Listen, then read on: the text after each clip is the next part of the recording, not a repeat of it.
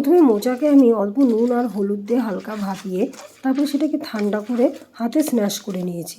এরপরে কড়াইতে তেল দিয়ে তাতে জিরে ফোড়ন দিয়ে আলুগুলো হালকা ভাজতে ভাজতে দুটো তেজপাতা দিয়ে দিয়েছি।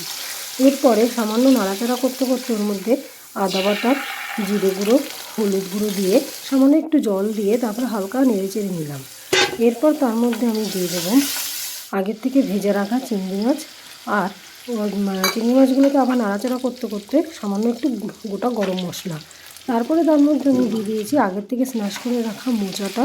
আর সেই মোচাটাকে ভালো করে নাড়িয়ে চাড়িয়ে তারপরে আবার নামানোর আগে সামান্য একটু স্বাদ অনুযায়ী নুন আর সামান্য অল্প একটু চিনি স্বাদের জন্য দিয়ে আর একদম নামানোর আগে ঘি দিয়ে আমি সেটাকে নামিয়ে নিয়েছি।